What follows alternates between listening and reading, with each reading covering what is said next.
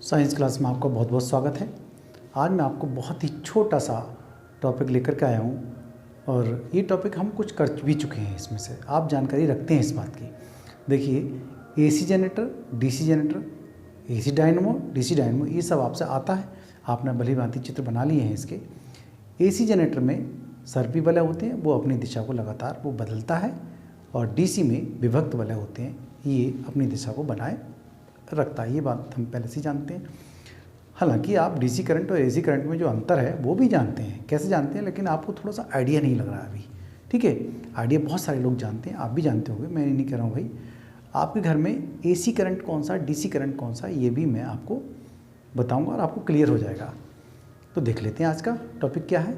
AC current और DC current में अंतर क्या आएगा। कभी छोटे छोटे बातें इसके अंदर से पूछी जाएंगी।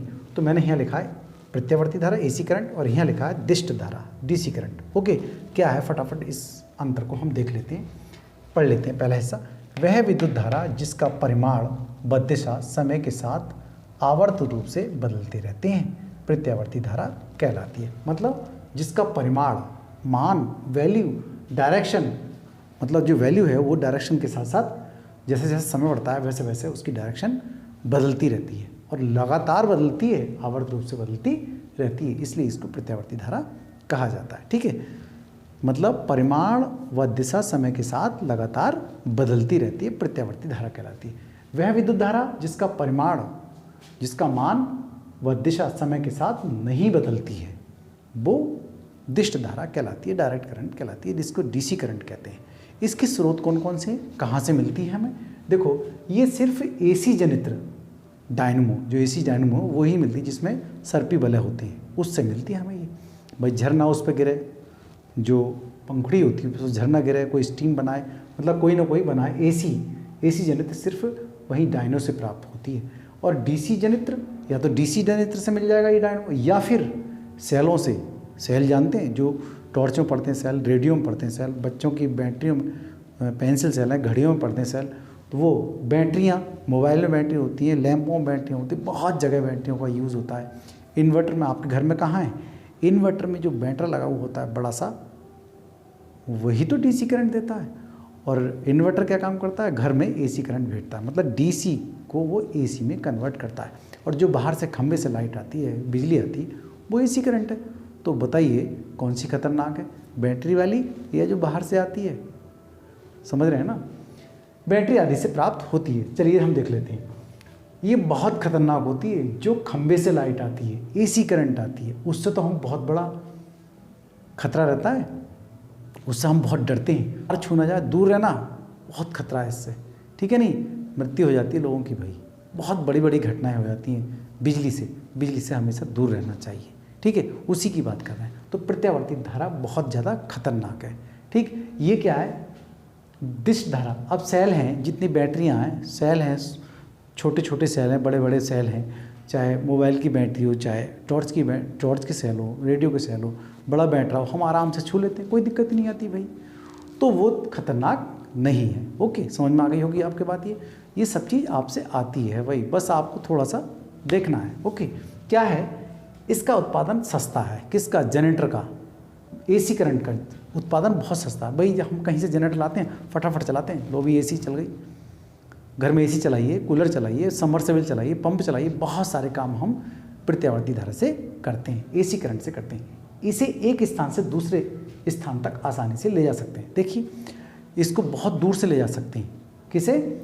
बहुत कई 100 किलोमीटर तक। भाई विदेश से बिजली आती है, हम विदेश को भेजते हैं बिजली, करंट, एसी करंट भेजते हैं, बहुत दूर तक आसानी से ले जा सकते हैं। ट्रांसफार्मर के द्वारा इसका मान कम कर सकते हैं, ज़्यादा भी कर सकते हैं इसकी। ठीक है, नहीं, कहीं बड़े बड़े ट्रांसफार्मर होते हैं तो बड़ी मात्रा में पावर जाती है वहाँ पर। और यहाँ क्या होता है? इसका उत्पादन बहुत महंगा है। किसका? डीसी का। आप देखो, ई रिक्शे में बैटरी पड़ती हैं, ई कार चल रही हैं। अगर हमारे यहाँ बैटरा जो है, इन्वर्टर का बैटरा ख़राब हो जाता है 2 साल के बाद, कहते हैं भाई और बदला जाएगा, बड़ा महंगा पड़ रहा है भाई बैटरा, लाए, महंगा पड़ रहा है, नहीं, फिर दोबारा बदला, फिर दोबारा, मतलब कुल मिलाकर के बैटरा जो है वो महंगा ही पड़ता है, बैटरी महंगी पड़ती है। और इसको बहुत एक स्थान से दूसरे स्थान तक बहुत दूर तक नहीं ले जा सकते भाई। हम सोचें 20 किलोमीटर तक चलो इसका करंट ले जाएं, बैटरी का करंट ले जाएं, संभव है? आप बड़े बड़े फंक्शन में देखते होंगे, बड़े बड़े फंक्शन में देखते होगे कि क्या बैटरीज चलते हैं जितनी भी लाइटें चलती हैं? नहीं ना, प्रत्यावर्ती धारा चलते हैं। प्रत्यावर्ती धारा का हम बहुत आसानी से यूज़ करते हैं, सस्ता इसलिए है वो। देखो, हज़ारों बल्ब लगाते हैं, वहाँ कूलर चलाते हैं, फंक्शन में एसी चलाते हैं, बड़े बड़े फंक्शन होते हैं, बारात होती हैं, शादियाँ होती हैं, उसमें क्या करते हैं हम? प्रत्यावर्ती धारा का यूज़ कर बड़ा जनरेटर लाए और चलाया, सारा में जगमग कर दिया, ठीक है नहीं? तो क्या होता है, वहाँ हम एसी करंट का यूज़ करते हैं, अल्टरनेटिव करंट का यूज़ करते हैं, वो बहुत सस्ता है। अगर हम सोचें कि भाई जो फंक्शन में चलो बैटरी से यूज़ करें इसका, सारी लाइटें बैटरी जलाएं, तो जब संभव है, बहुत मुश्किल है ना, बहुत महंगा नहीं, बस संभव है लेकिन बहुत ज़्यादा बैटरी इकट्ठी करनी पड़ेंगी हम, तब कहीं जा कर के डीजी चलेगा हमारा। समझ रहे हैं ना मेरी बात को? हाँ, तो आज जनरेटर से आसानी से चलता है। आप देखते हैं गाड़ियों में बड़े बड़े दूर तक बहुत डीजे बजते जाते हैं, तो एक उनको जनरेटर रखना पड़ता है, नहीं तो बैटरी से काम नहीं कर ले, वो उसकी पावरफुल होती है पावर बहुत ज़्यादा होती है। किसकी? प्रत्यावर्ती धारा की। देखिए, एसी को स्टोर नहीं कर सकते, अल्टरनेटिव करंट को स्टोर नहीं किया जा सकता, मतलब हम जमा नहीं कर सकते, जबकि डीसी को स्टोर कर सकते हैं किसी में, जैसे बैटरी में हम स्टोर ही तो कर लेते हैं भाई, ठीक है, वो डीसी करंट ही तो होता है। आगे आता है आवृत्ति 50 हर्ट्ज होती है। किसकी? एसी करंट की आवृत्ति, प्रत्यावर्ती धारा की जो आवृत्तियाँ होती है वो 50 हर्ट्ज होती है। किस तरह से होती है आवृत्ति? जरा देखें, ये आवृत्ति कुछ इस तरह से होती है, देखो ये है, मैं जल्दी से बना के दिखाऊँ आपको, देखो ये आवृत्ति होती है ये, तो यहाँ इसका 1 2 3 4, ये तो 4 आवृत्ति की, तो 50 हर्ट्ज होती है उसकी आवृत्ति। तो 1 सेकंड में वो बल्ब अगर हम जो जलाते हैं, जो खंभे से लाइट बिजली आती है, वो 50 बार ऑन और ऑफ होता है, जलता और बुझता है 50 बार। अगर वो 5 होती है उसकी आवृत्ति तो हमें आराम से दिखाई देता हमारी आँखों, लेकिन 50 इसकी आवृत्ति हमें आँखों से दिखाई नहीं देती कि वो जल रहा है या बुझ रहा है। 50 बार लगातार उसकी दिशा बदलती, तो लगातार उसकी दिशा बदलती, कभी तो वो पॉजिटिव होता है, कभी वो नेगेटिव होता है, कभी पॉजिटिव होता है। पॉजिटिव ऊपर के लिए बता रहा हूँ मैं भाई, ये ध्यान रखें। और ये नेगेटिव क्या है? ये नेगेटिव है, मतलब ये एक्स अक्ष है, ठीक है, ये वाई है, तो नीचे है ऋणात्मक, ऊपर है धनात्मक, ठीक है। तो ये धारा है और ये समय, तो समय बढ़ रहा है तो आवृत्ति उसकी ये है, तो ये आवृत्ति है 1 2 3, ये आवृत्तियाँ हैं, समझ गए। ये एक्स का एक चक्कर है पूरा, ये एक साइकिल है इसकी, एक चक्कर है। तो एक चक्कर को हम ऐसे भी लिख सकते हैं, देखो ये एक चक्कर है, तो आधा इधर है और आधा चक्कर इधर, आधा इधर है आधा इधर है, ठीक है। तो कैसे करता है वो एसी जनरेटर? देखो मैं चित्र बना के दिखाऊँ आपको, जल्दी से पता चल जाएगा, जिन लोगों ने नहीं देखा है वो भी देख लेंगे। देखिए ये एसी जनरेटर का मैंने चित्र बना दिया, ओके। ये हमारे पास सर्पी वाले लग गए, ओके, ये हमारे पास लग गए ये सर्पी वाले, और ये मैंने लगा दिया ब्रश, ये ब्रश लगा दिया, ओके, ये ब्रश लगा दिया, ये ब्रश हो गए, और इससे हमने जोड़ दिया एक बल्ब। लीजिए बल्ब जल गया, ये बल्ब बन गया, ठीक है। अब क्या होता है, ये ABCD, ये अपनी दिशा पहले तो इधर करेगा अपनी दिशा, फिर जैसे ही आधा चक्कर ऐसे होगा यहाँ, और जब पूरा चक्कर हो जाएगा 2 बार बदल देगा। मतलब एक चक्कर तो ये है, अपनी दिशा को 2 बार बदलता है, इधर आधा चक्कर इधर, एक चक्कर में 2 बार इसकी दिशा बदलता। तो एक चक्कर तो इधर, जैसे अब ये जा रहा है उधर, तो इसकी दिशा क्या हो जाएगी, यहाँ से चला इधर की तरफ, जैसे ही पूरा चक्कर आ जाएगा तो फिर चलेगा उल्टा, ओके, पहले ऐसे फिर ऐसे, इस तरह से इसकी दिशा लगातार बदलती, पहले ऐसे फिर ऐसे फिर ऐसे, इस तरह से ये कहेंगे, पहले पॉजिटिव फिर नेगेटिव फिर पॉजिटिव, पॉजिटिव नेगेटिव, मैंने बनाया है यहाँ पर, देखो positive negative positive negative positive negative, इस तरह से इसकी दिशा लगातार। ये समय है, ये धारा है, विद्युत धारा है, ठीक है, ये विद्युत धारा है। तो ये समय और विद्युत धारा के बीच में ग्राफ यदि खींचते हैं तो प्रत्यावर्ती धारा का ग्राफ कुछ इस तरह से आता है। और जबकि हम ये देखते हैं यहाँ पर कि वो दिष्ट धारा देखते हैं, तो दिष्ट धारा भी बना के दिखाऊँ मैं आपको। दिष्ट धारा आप जानते हैं, ये बात थोड़ी है, मैं ही थोड़ी जानता हूँ भाई, आप भी चित्र बना के जानते हैं।